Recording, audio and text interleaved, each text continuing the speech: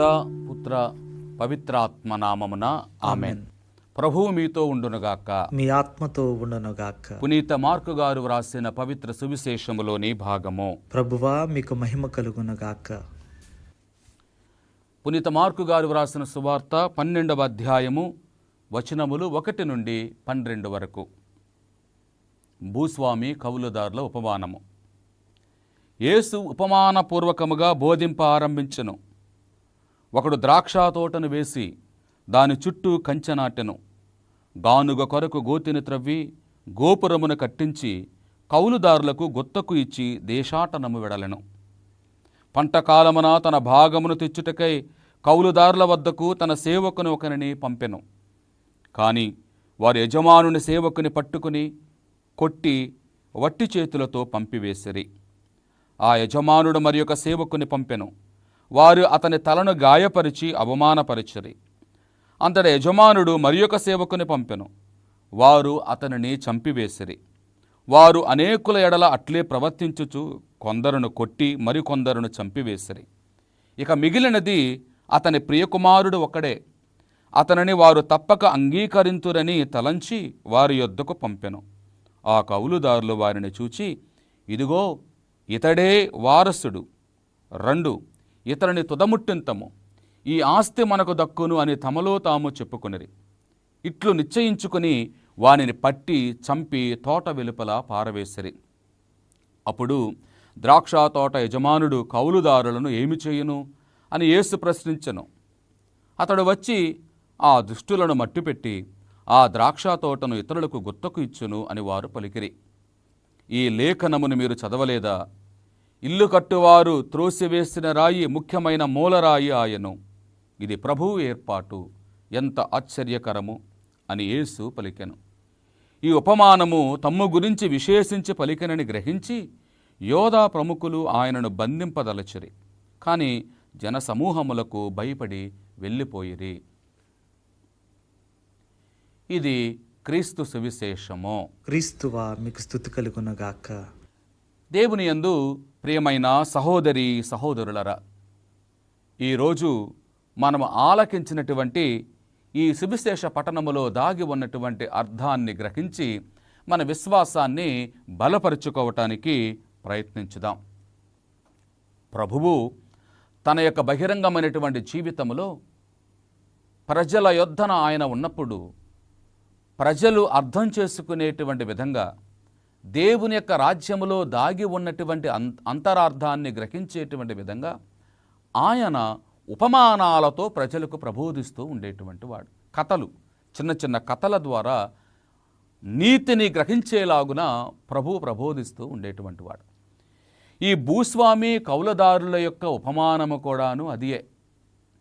ప్రియమైనటువంటి సహోదరి సహోదరులరా, ఈ ఉపమానములో ప్రభువు సృష్టి ఆరంభము నుండి కూడా తాను ఎన్నుకున్నటువంటి ఈ ప్రపంచము లేదా ఎన్నిక చేసినటువంటి జాతి అయినటువంటి ఇజ్రాయేలీల ద్వారా తన నిజమైనటువంటి శక్తిని, దైవత్వాన్ని ఆయన ఈ లోకములో ప్రదర్శించుట కొరకై చూపించినటువంటి లేదా చేసుకున్నటువంటి నిర్ణయించుకున్నటువంటి ప్రణాళికలను ఆయన చక్కగా వివరిస్తూ ఉన్నాడు.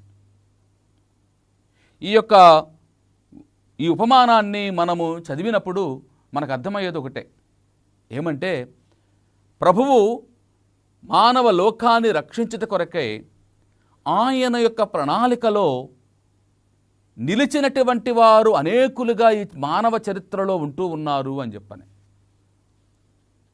మొట్టమొదటిగా మనిషిని దేవుడు చేశాడు, అమరునిగా చేశాడు, తన హక్కును చేర్చుకోవాలనుకున్నాడు. మనిషి తన అవిధేయతతో దేవుణ్ణి ధిక్కరించాడు అనే సత్యము ఆదికాండం నుంచి మనం తెలుసుకుంటున్నాం. ఇక అప్పటి నుండి కూడాను మనకు అర్థమవుతూ ఉంది, ఇదిగో అబ్రహాము, నోవా ఈ విధమైనటువంటి వ్యక్తులను ఆయన ఎన్నుకొని ఆయన నుండి దూరమవుతూ ఉన్నటువంటి ప్రజలను తన చెంతకు రప్పించుకుట కొరకై ఆయన అనేక మందిని ఇదిగో తన మార్గములో నడిపించుకుంటూ ఉన్నాడు.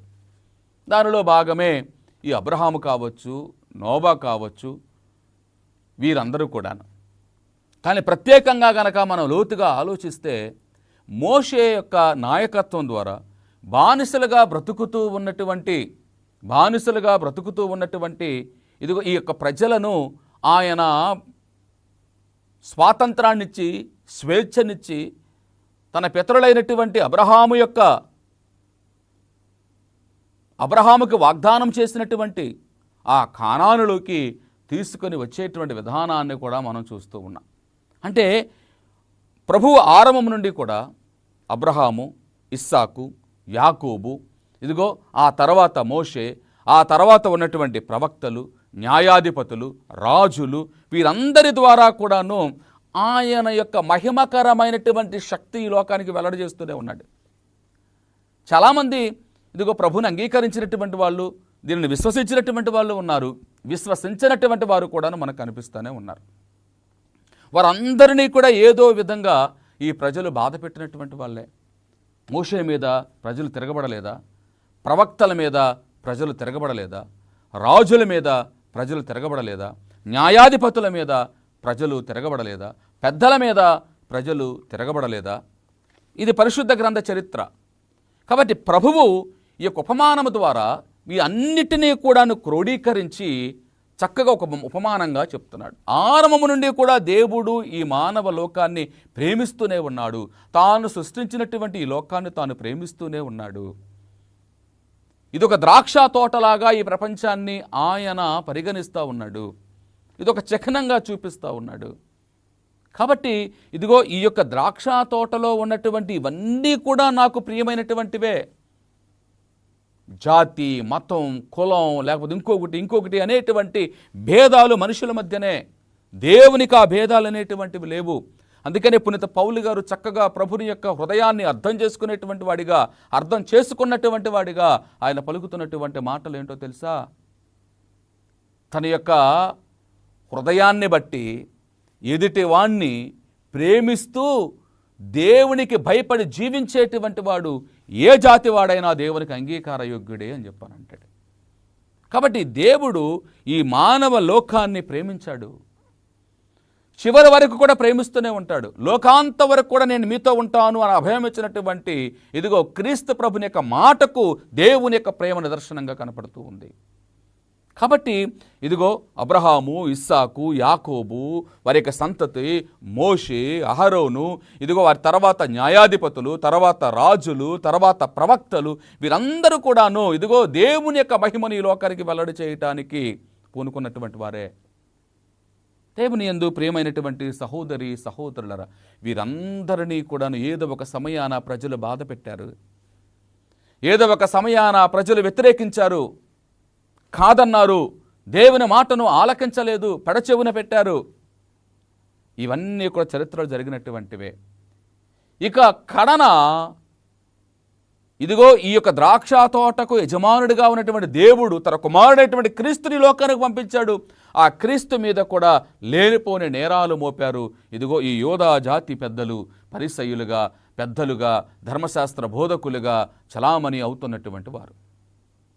దానిని చూసుకునే ఇదిగో ఈ ప్రభువు ఉపమానాన్ని చెప్పాడు. అందుకనే మనం విన్నటువంటి ఈ సువిశేషంలో 12వ వచనంలో మనకు అర్థమవుతుంది, ఈ ఉపమానము తమ్ము గురించి విశేషించి పలికనని గ్రహించి యోధా ప్రముఖులైనటువంటి పరిసయ్యులు ఆయనను బంధింపదలచరి. కానీ అప్పటికే ప్రభుని అనుసరించేటువంటి ప్రజలు కోకొరల మంది ఉండటం వలన వారు ప్రజలకు భయపడిరి అని వాక్యం పలుకుతూ ఉంది. కాబట్టి ప్రియమైన సహోదరి సహోదరులు, ఈ ద్రాక్ష తోటలో, ఈ దేవుని యొక్క రాజ్యంలో, ఈ స్త్రీ సభలో జ్ఞాన స్నానం పొంది దివ్య సంస్కారాలను అనుసరించేటువంటి వారంగా మనందరం కూడాను ప్రభుని యొక్క శిష్యులంగా, విశ్వాసులంగా ఉంటూ ఉన్నాము. మనందరం కూడాను గమనించవలసింది ఏంటంటే, మనము ఇంటి దగ్గర ఏదైనా చిన్న మొక్క పెట్టుకున్నాము, లేకపోతే ఒక పొలం వేసుకున్నాము, లేకపోతే ఒక తోటను కట్టాము, దాని ఫలితాన్ని మనం ఆశిస్తాం. ఫలం బాగుండాలనుకుంటాం. అయ్యో నేను కష్టపడ్డాను, ఈ కష్టమునకు ఫలితం నాకు రావాలి అని దేవుని ప్రార్థన చేస్తాం. అయ్యో నేను ఇదిగో సాగు చేశాను, భూమిని సాగు చేశాను, నారు వేశాను, పైకి నాకు ఇదిగో రైతుగా, ఒక మంచి రైతుగా నేను ఒక మంచి ఫలాన్ని ఆశించాలి అని చెప్పని అనుకుంటాం. ఇది మనందరి యొక్క ఆశ. ఎందుకంటే కష్టపడ్డాం కాబట్టి, ఆ కష్టమునకు ఫలితం దక్కాలి అని చెప్పని అనుకుంటాం కాబట్టి. ప్రభువు కూడాను అదే. నిన్ను సృష్టించాడు, నిన్ను నన్ను సృష్టించాడు.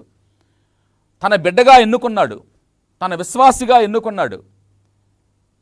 తాను అనేకమైన ప్రబోధనలు చేశాడు. ఈ ప్రబోధానికి ఫలితం ఏంటి? నీ జీవితం ఏంటి?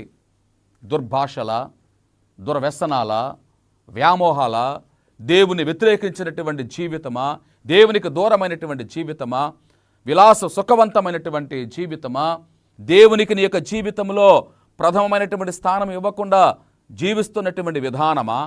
అదే నీ ఫలితం. ఒక్కసారి ఆత్మ పరిశీలన చేసుకోమని ప్రభువు అడుగుతూ ఉన్నాడు. కాబట్టి దేవుడు నాకు ఇచ్చినటువంటి ఈ జీవితమునకు, ఈ విశ్వాసమునకు నేను తగినటువంటి ప్రతి ఫలితాన్ని నేను చూపించాలి, నేను ఇవ్వాలి. ఆ ఫలితం అనేటువంటిది ఇవ్వాలి. అది నా మంచి పనుల ద్వారా, నాకున్న విలువల ద్వారా, నేను మాట్లాడేటువంటి మాటల ద్వారా, నేను చేసేటువంటి పనుల ద్వారా, నేను వెళ్ళే మార్గం ద్వారా, నా ప్రవర్తన ద్వారా ఇదిగో నేను చేయాలి. ఇది ప్రభువు ఆశించేటువంటిది. నా బిడ్డకు ఇదిగో నేను ఈ జీవితాన్ని ఇచ్చాను, విశ్వాసమునిచ్చాను, దీని యొక్క ఫలితం నాకు కావాలి. ఒకవేళ మనం ఎంత కష్టపడి మన పొలంలో పంట సరిగా రానప్పుడు, తెగులుపడి అంతా నాశనం అయిపోయినప్పుడు వేదన కదా, బాధ కదా, నా డబ్బు వృధా అయ్యింది, నా శ్రమ వృధా అయ్యింది, ఏంటి ఇలా దక్కింది నాకు అని చెప్పని వాపోతాం కదా, బాధపడతాం కదా, దుఃఖిస్తాం కదా. మన విషయంలో కూడా ప్రభు చేసేటువంటిది అదే. నా బిడ్డకు ఇంతటి జీవితాన్ని ఇచ్చాను, విశ్వాసమునిచ్చాను, కానీ ఇదిగో ఆ విశ్వాసం యొక్క ఫలితం చూపించలేకపోతున్నాడే అని. ఏం చూపించాలి విశ్వాసం యొక్క ఫలితం?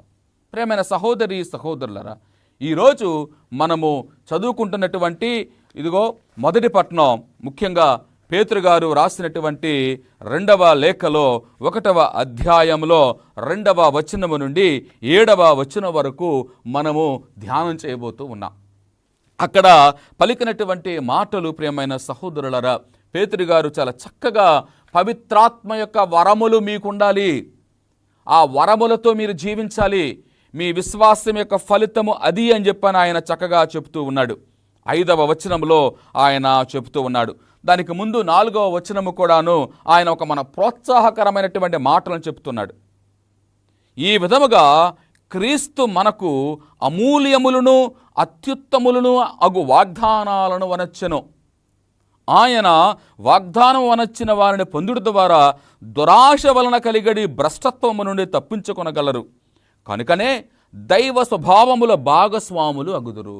మనందరం కూడా దైవ స్వభావములో భాగస్థులు, మానవ స్వభావంతో ఉన్నాం కదా, దైవ స్వభావములో భాగస్థులం అవ్వాలి అనే ఈ యొక్క ప్రయత్నం అంతా కూడాను. కాబట్టి ఆయన చెప్తున్నాడు, ఈ కారణముననే మీ విశ్వాసమునకు మంచితనమును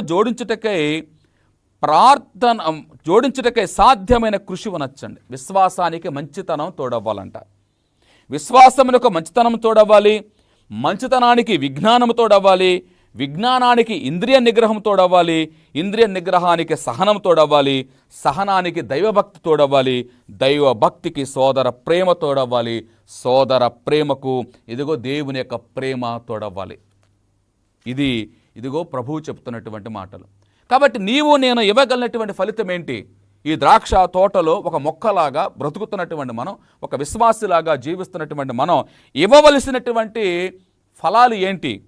ప్రేమ, సహనం, శాంతి, దయ, జాలి, నిగ్రహం అనేటువంటివే ఫలాలు. ఈ ఫలాలను మనం ఇవ్వాలి. ఆ ఫలాలు ఇచ్చినప్పుడు ప్రభువు ఇదిగో ఈ యొక్క ద్రాక్ష తోటలో ఉన్నటువంటి విశ్వాసులమైనటువంటి మన నుండి ఆయన సంతోషాన్ని, ఆనందాన్ని పొందుకోగలుగుతాడు. ప్రియమైన సహోదరి సహోదరులరా, కాబట్టి ఒక మంచి విశ్వాసులంగా జీవించడానికి ప్రయత్నం చేద్దాం. జ్ఞానము కలిగినటువంటి విశ్వాసులంగా జీవించడానికి ప్రయత్నం చేద్దాం. జ్ఞానముతో ప్రభుని ఆరాధించుదాం. పవిత్రాత్మ దేవుడు మనకు ప్రసాదించేటువంటి జ్ఞానముతో ప్రభుని స్తుతించుదాం, ఆయనను ఆరాధించుదాం, ఆయన మనసుతో ప్రేమిద్దాం. మాటలతో కాదు, పైపైన పెదవులతో కాదు, పైపైన ఆడంబరాలతో కాదు, హృదయాంతరాలము నుండి ప్రభుని ఆరాధించుదాం. అప్పుడు ఆ ప్రభు మన యొక్క జీవితాలలో చేయునది ఏదియో మనకు అర్థమయ్యింది. ప్రభువు మనలను దీవించునుగాక. ఆమేన్. ప్రార్థించుదాం. నాతో ఏకీభవించి ప్రార్థన చేసుకుందాం. మమ్మల్ని మిక్కిలిగా ప్రేమిస్తున్నావో మా ప్రియ పరలోకపు తండ్రి, మీ పరిశుద్ధమైన నామమునకు వేలాది వందనములు, స్తోత్రములు. మానవులమైనటువంటి మాకు మీరు ప్రసాదించినటువంటి జీవితాన్ని బట్టి నీకు వందనాలు. ఈరోజు ప్రభువా, ఇదిగో ఈ విధముగా నేను ధ్యానం చేయగలుగుతున్నామంటే నీవిచ్చినటువంటి కృపయే. ప్రభు, ఈ విశ్వాసమునకు తగినటువంటి ప్రతిఫలితమును అనుభవించేటువంటి భాగ్యమును ప్రసాదించండి. మానవ బలహీనతలతో అనేకమైనటువంటి సమయాల్లో నీ నుండి దూరమైపోతూ ఉన్నాము, నీ నుండి వైదొలిగిపోతున్నాము, నిన్ను కాదంటూ ఉన్నాము, నిన్ను ఈసడించుకుంటూ ఉన్నాము, నీవు అసలు లేవు అని చెప్పని ప్రబోధిస్తూ ఉన్నాము. ప్రభావం క్షమించండి. మా విశ్వాసమునకు ప్రతిఫలితమైనటువంటి ప్రేమ, సహనము, శాంతి, దయ, జాలి, నిగ్రహము అనేటువంటి విశ్వాసము మేము వ్యక్తం చేసేటువంటి విశ్వాసులుగా మమ్మందరినీ దీవించండి. మమ్ములను, మా కుటుంబములను మీకు సమర్పిస్తూ ఉన్నాము. మమ్మ ఆదరించండి, సంరక్షించండి. ఈ మనవులన్నింటినీ మా ప్రభువైన క్రీస్తు ద్వారా అడిగి వేడుకొనుచున్నాము. ఆమేన్.